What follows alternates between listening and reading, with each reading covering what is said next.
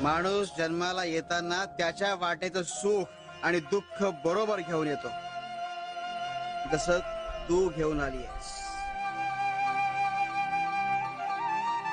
आणि तू तुझ्या वाट्याचं दुःख हे भोगून संपवलंयस.